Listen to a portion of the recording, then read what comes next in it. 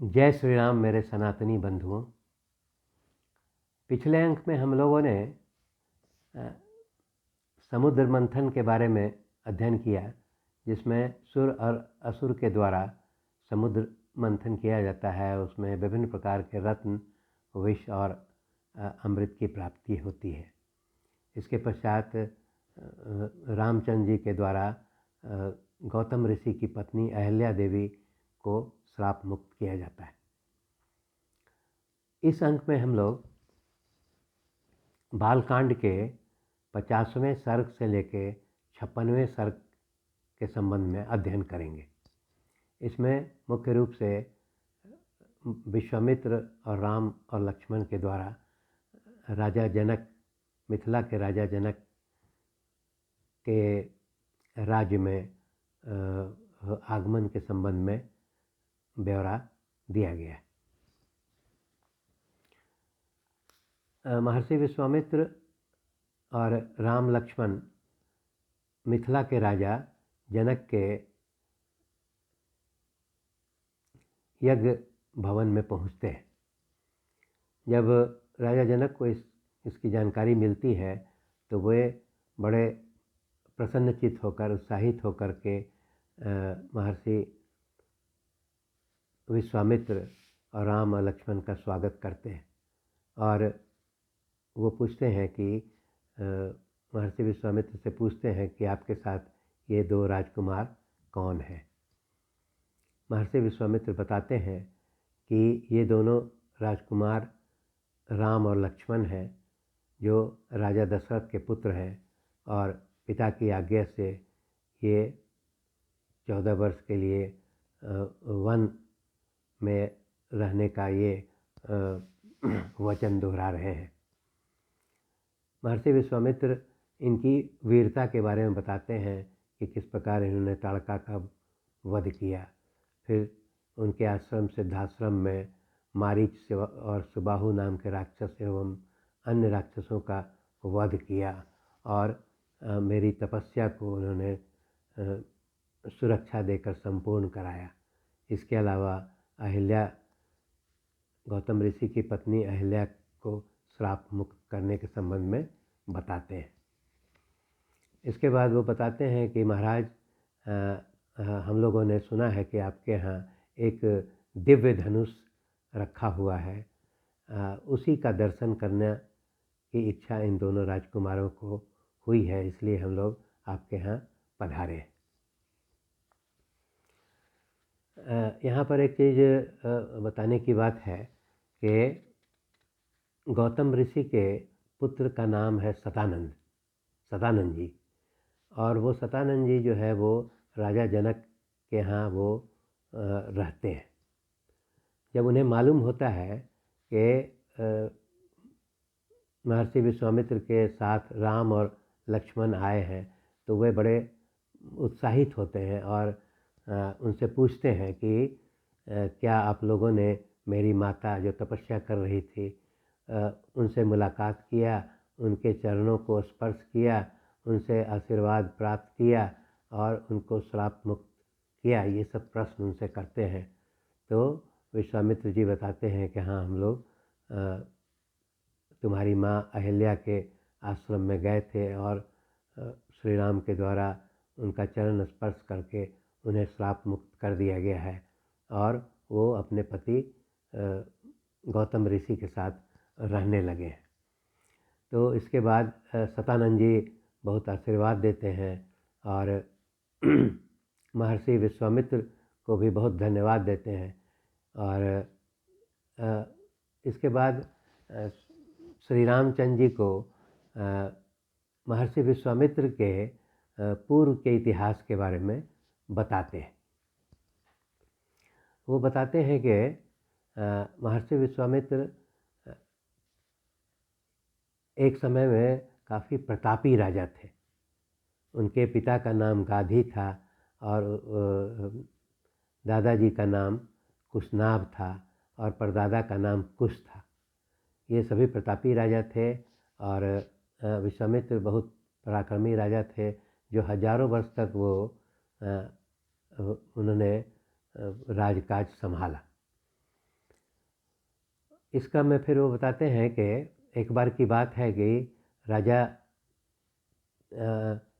विश्वामित्र जो है वो अपने पूरे सैनिकों के साथ वन गमन कर रहे थे। तो रास्ते में उन्हें एक बहुत बड़ा आश्रम दिखाई पड़ता है जो स्वर्ग के समान सुंदर था। तो उनको मालूम होता है कि ये आश्रम जो है वो वशिष्ठ मुनि का है। तो राजा विश्वामित्र जो है अपने पूरे दल बल के साथ वशिष्ठ मुनि के आश्रम में जाते हैं, उनका चरण स्पर्श करते हैं, उनसे आशीर्वाद प्राप्त करते हैं। वशिष्ठ मुनि भी बहुत प्रसन्न होते हैं कि राजन, मैं आपका स्वागत सत्कार करके बहुत प्रसन्न हुआ, और वो अनुरोध करते हैं कि राजन, मैं चाहता हूँ कि आप और आपके पूरे सैनिकों का मैं अच्छे तरह से स्वागत कर सकूं। तो उसके बाद राजा विश्वामित्र जो है अपने सभी सैनिकों के साथ इस निमंत्रण को स्वीकार करते हैं। वहाँ वशिष्ठ मुनि के आश्रम में एक चितकबरी गाय होती है जिसका नाम कामधेनु है। तो वशिष्ठ मुनि जो है उस कामधेनु गाय को बुलाते हैं और कामधेनु गाय को आदेश देते हैं कि राजा विश्वामित्र एवं उनके सभी सैनिकों के भोजन के लिए उत्तम से उत्तम सामग्री की व्यवस्था की जाए। वशिष्ठ मुनि के आदेश मिलने के पश्चात अविलंब कामधेनु जो है वो सभी सैनिकों के लिए सर्वोत्तम भोजन सामग्री की व्यवस्था कर देती है। इसको देख करके राजा विश्वामित्र बहुत प्रभावित होते हैं और उनके मन में लालच हो जाता है। वो वशिष्ठ मुनि से कहते हैं कि वशिष्ठ मुनि, मैं आपको ऐसी लाखों गौ दूंगा, आप मुझे ये चितकबरी गाय कामधेनु हमको दे दीजिए। इस पर वशिष्ठ मुनि जो है बताते हैं कि ये कामधेनु गाय जो हमारे जीवन का आधार है, और जिस प्रकार किसी व्यक्ति से उसके प्राण को अलग नहीं किया जा सकता, उनके सम्मान को नहीं अलग किया जा सकता है, उस प्रकार ये कामधेनु का और मेरा जीवन जो है वो एक दूसरे पर निर्भर है। इसलिए मैं किसी भी कीमत पर ये कामधेनु आपको नहीं दे सकता हूँ।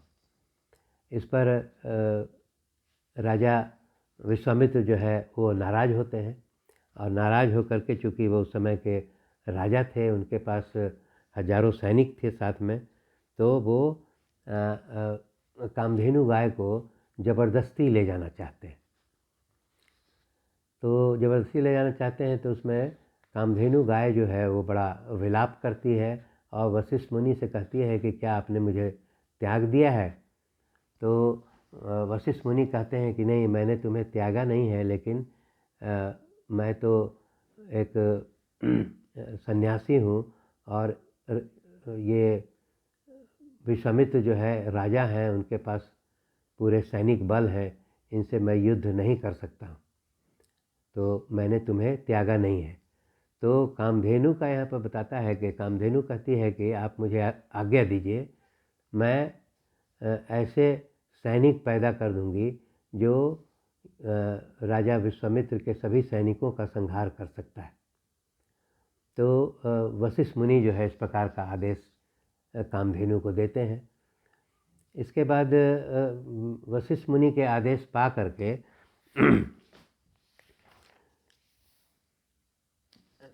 ये कामधेनु जो है विभिन्न प्रकार के सैनिकों की उत्पत्ति करती है, जिसमें पहव जाति के वीर पैदा करती है, शक जाति के भयंकर वीरों को पैदा करती है।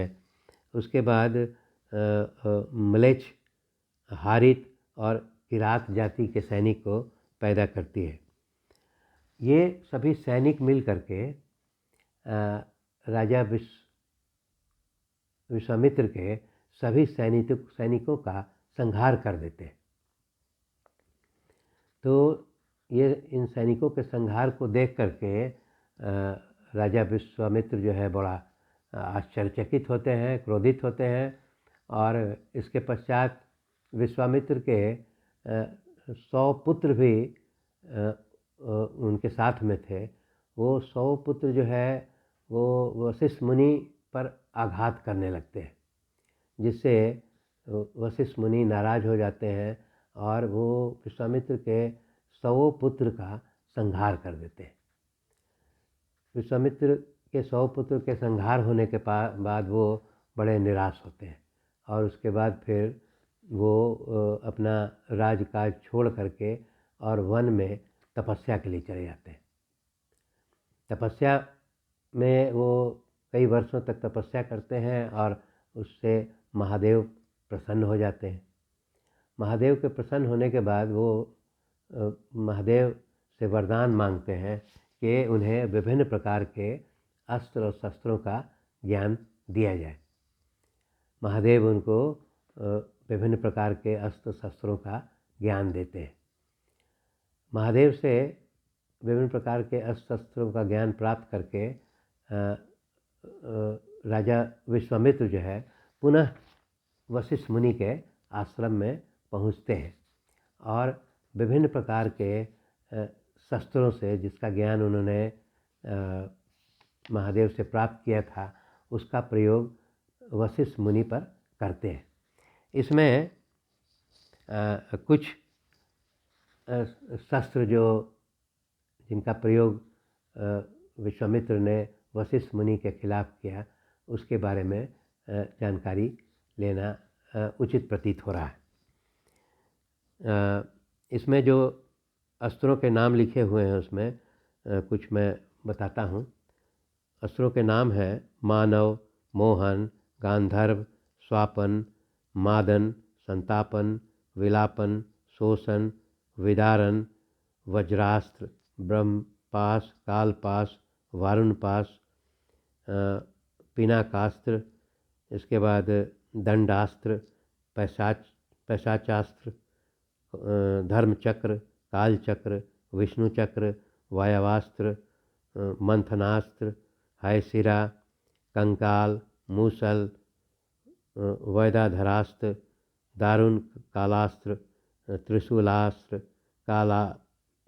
कापालास्त्र और कंकनास्त्र। ये इस प्रकार के सैकड़ों अस्त्रों के नाम हैं जिसका प्रयोग राजा विश्वामित्र जो है वो वशिष्ठ मुनि के खिलाफ करते। परंतु वशिष्ठ मुनि का ब्रह्मदंड के सामने इनके सभी अस्त्र जो है वो फेल हो जाते हैं, वो निष्क्रिय हो जाते हैं, उन पर कोई प्रभाव नहीं डालता है। तो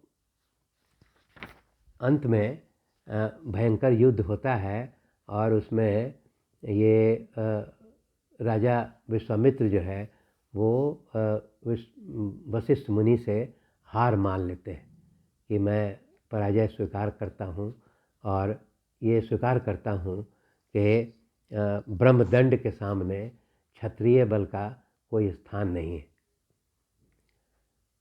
इस प्रकार हम लोग देखते हैं कि यहाँ पर राजा विश्वामित्र वशिष्ठ मुनि से अपना हार स्वीकार कर लेते हैं। इसके आगे कथा अगले अंक में बताऊंगा। धन्यवाद।